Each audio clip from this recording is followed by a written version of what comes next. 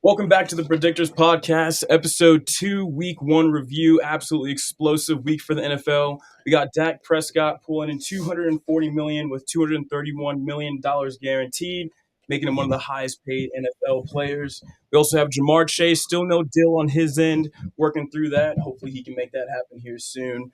We got Dr. Preventure, J-Rock, Tyler Zajac, and we also got Nate Dogg holding it down. Let's get right into it, baby. Let's talk injuries, Week 1. Jordan Love, huge MCL sprain, Sao Paulo game, turning up in Brazil. Dr. Preventure, give us a little something on that. Yeah, J-Rock, Thursday into Friday. We had our first two games, and then Friday, the Brazil game, Sao Paulo. I mean, I heard it. I was down in Brazil the week before. People were so excited about this game, and rightfully so. Sold out in matters of minutes, and unfortunately, with like less than 10 seconds to go, Jordan Love trying to bring his team back at the end of the fourth quarter, sustained a knee injury, and it was a contact injury with his knee just got and leg and ankle actually got all rolled up on. And it was a little bit hard to tell at first, but once you really analyze the video and now that tests are done, what Jordan has is an MCL sprain. And I could see his knee shift pretty well on the camera and the video. And so honestly, we're always worried about more than one ligament. So we're definitely looking at the MCL.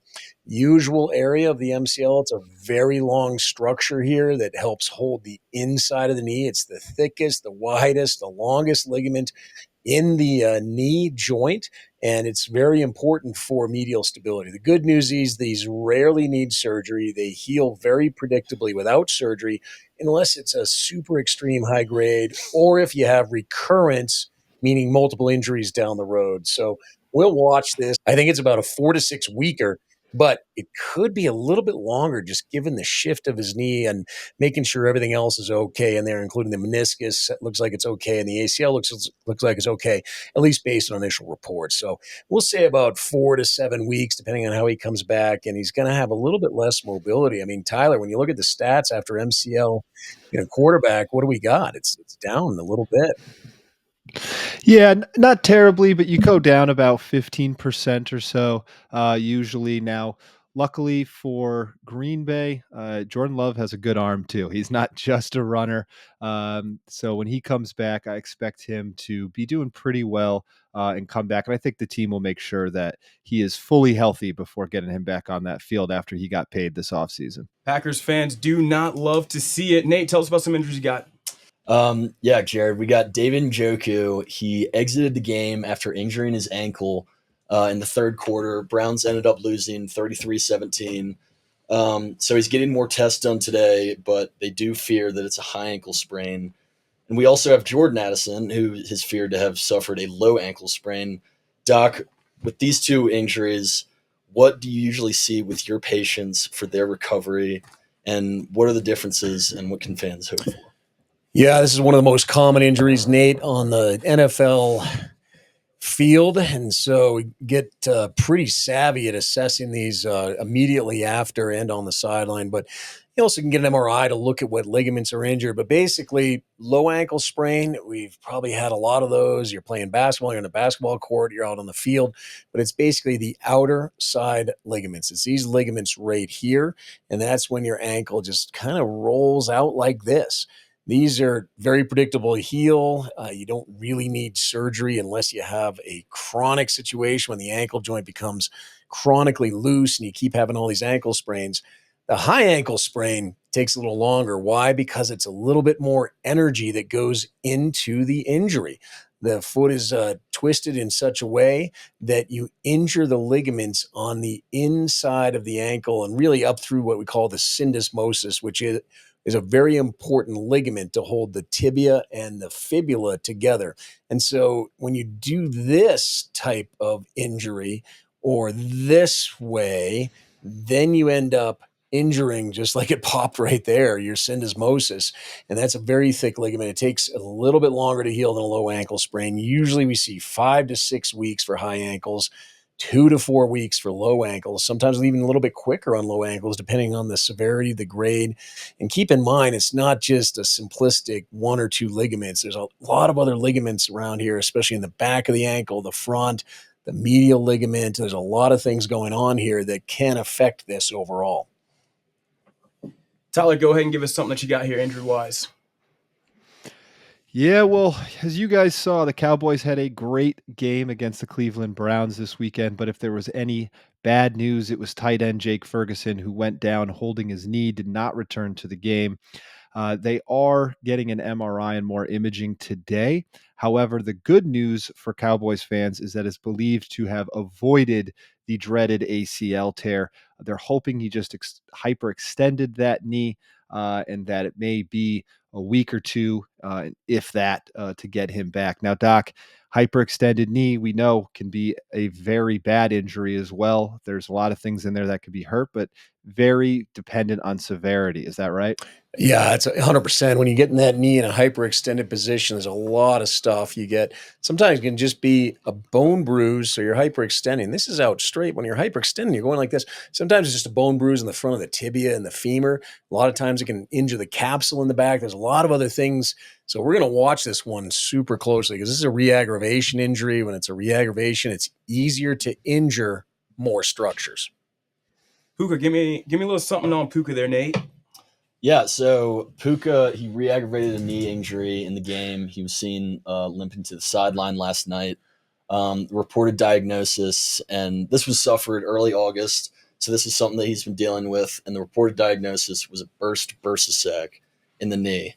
Doc, can you tell us a little bit about what that is and what we can expect going forward? Yeah, so there are a few bursa sacs. A bursa is a fluid-filled area. We have them all over the place. We have them on our shoulder, our elbow, our wrist, hand. They help provide lubrication to our tendons, our muscle units, and around bones. So there's several bursa around the knee. There's one on the inside of the knee here called the pes bursa.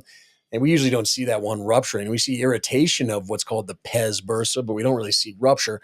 We also talk about is what's called a Baker's cyst or a bursa in the back of the knee that could also, not technically a bursa, but it's a fluid-filled sac. So it's hard to say exactly what bursa it is. There's also a bursa, guess what, in the front of your kneecap, and that's another one that can get inflamed. You can land on it. It's why you wear pads in football and a lot of other field sports, is because if you're constantly hitting this area, this is another sac that can get really irritated. It actually can get even almost pseudo-infected because of all the irritation and just kind of trauma to the front of the kneecap. It's an area to protect some of these bony and tendon structures around the knee joint. So we'll see exactly where that bursa sac is.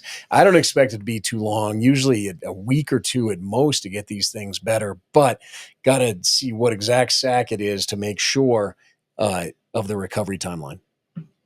Even with a team as powerful as the Kansas City Chiefs, losing a weapon could be a big deal. Hollywood Brown inactive against the Ravens after dislocating his sternoclavicle joint in his shoulder. He's looking to possibly come back in week 2 against the Bengals. Dr. Venture, let's be honest. Do you think a sternoclavicle joint is that dangerous to come back for too quickly? Do you think he has a re-injury purpose? Yeah, J-Rock, we're always worried about re-injury of AC joints or sternoclavicular joints. So here's your shoulder, and this actually is the collarbone. It actually comes all the way to your sternum right here. And this is a very tight, tons of nice, really strong ligaments to hold that sternoclavicular joint in place. So usually what you injure is, you pop your AC joint. That's a shoulder separation. But you can also, guess what, injure it on the other side. And we've seen this before with Tyreek Hill coming back at 4 weeks very safely. I think Hollywood Brown's going to be back on this timeline. We should see him this week, if not, worst case, next week.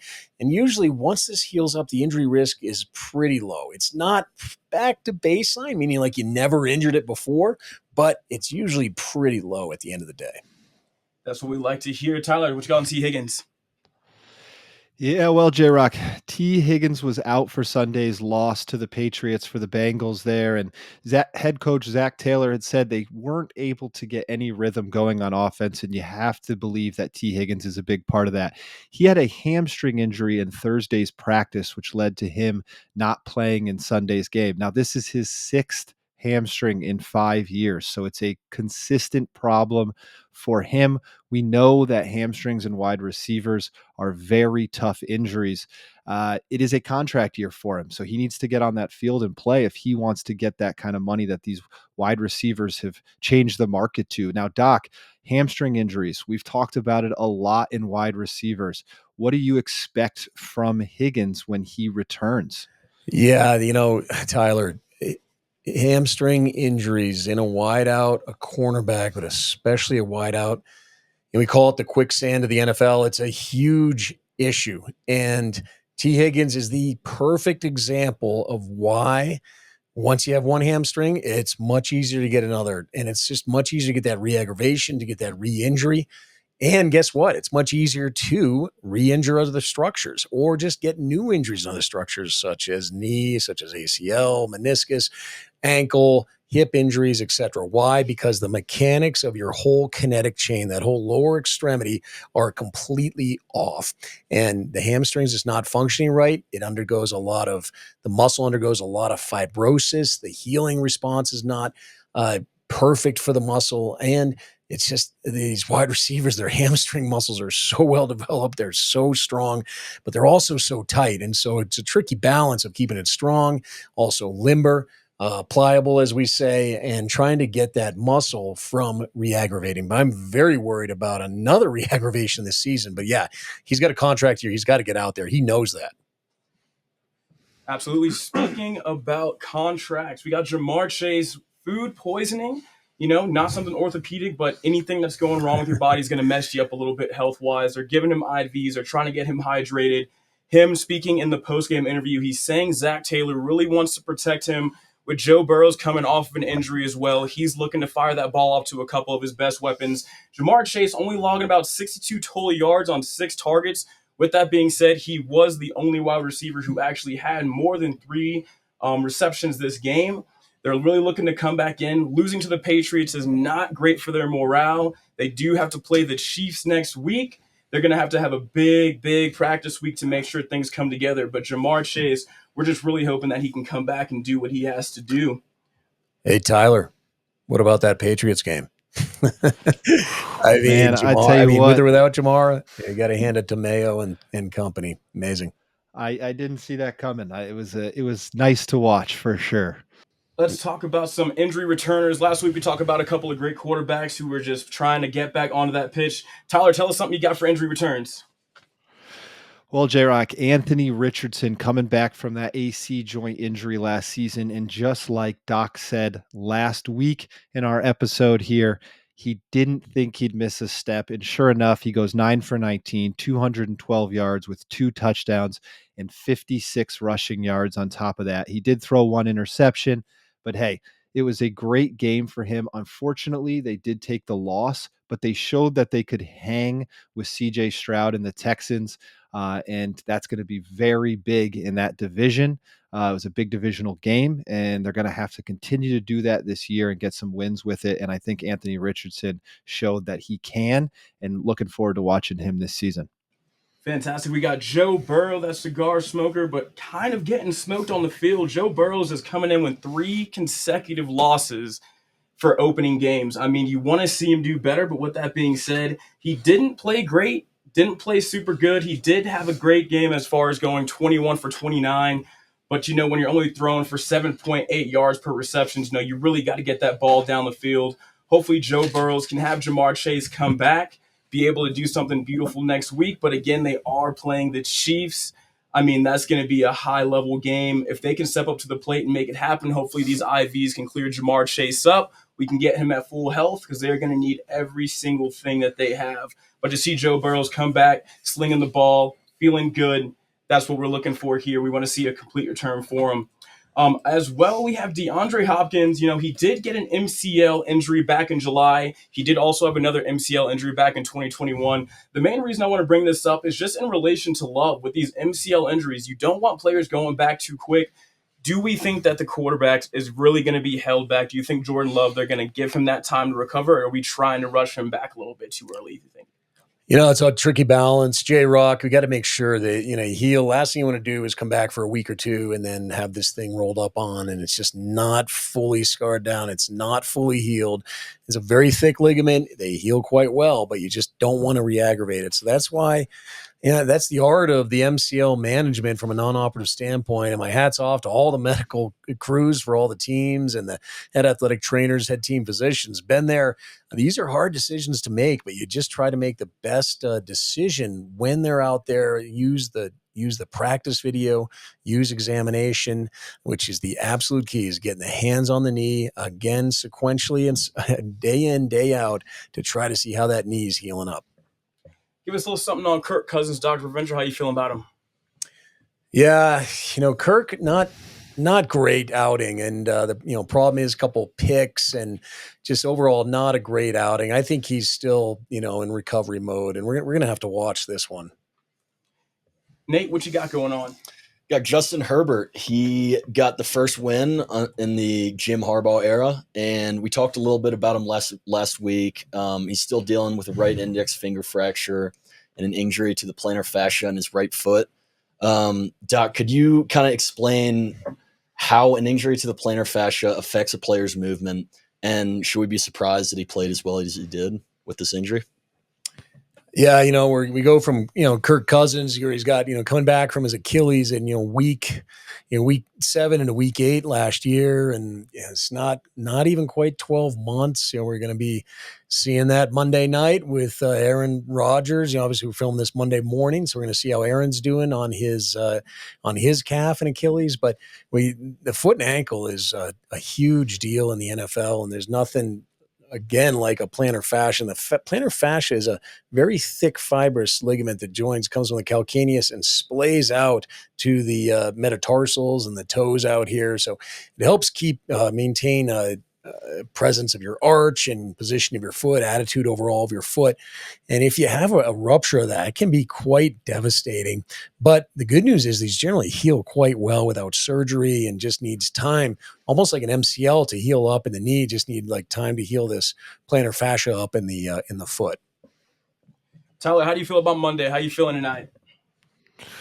And I like it. I'm very excited for the game. We're going to see two players who we talked about last week that had some injury issues. Christian McCaffrey had a calf this preseason. He's actually questionable for the game, but he's been back at practice. They said he looks good, so I expect we'll see him out there. And then, of course, Aaron Rodgers, who Doc just touched on, coming back from that Achilles. Two great defenses as well. Now, we did see that Hassan Reddick for the Jets is going to he has decided not to play and is going to forfeit an $800,000 check for today's game, as well as about $5 million in fines that he already has for missing preseason team activities. So two great defenses, though, even without him there. It should be a fantastic game to watch. Let's talk about it. We got some other games coming to this week. We're looking for an explosive Monday night. Tyler, give me your game of the week. Who do you think we should be looking out for? Oh, in week 2, J-Rock, I'm going Bengals Chiefs. You already talked about it. The Bengals started off 0-1, so they're looking for a win. Jamar Chase, I think we'll see him with the ball in his hands more. Hopefully they can get T. Higgins back from that hamstring sooner rather than later. Might not be for this game, but hopefully sooner. Joe Burrow needs to step up, play a little bit better. We saw the Chiefs had a good game against the Ravens. It wasn't their best, but it was a good game. They won by a toe at the end there. But it's going to be a big divisional game. Both teams are going to be looking for that win.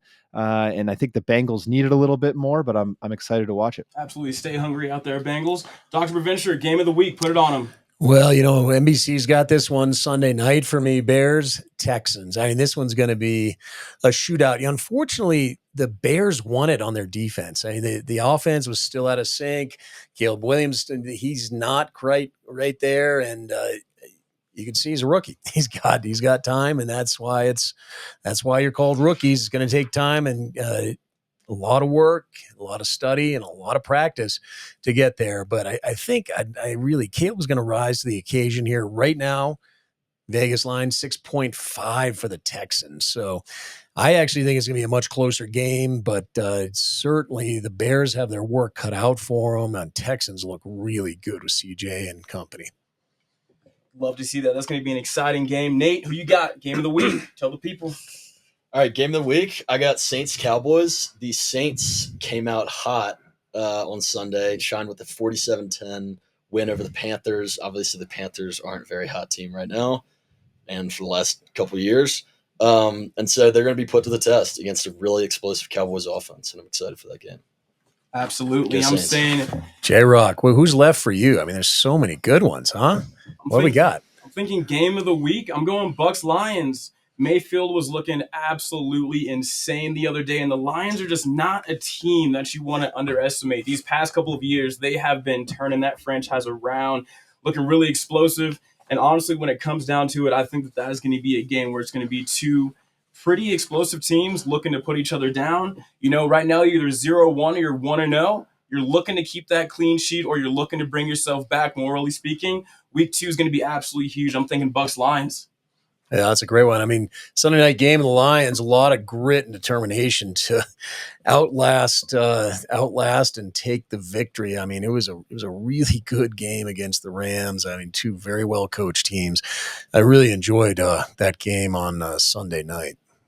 Next week, check us out at thepredictors.com for all the latest insights, information. In the meantime, we're dumping all kinds of stuff in there 24/7. So check it out, thepredictors.com. We'll see you next week.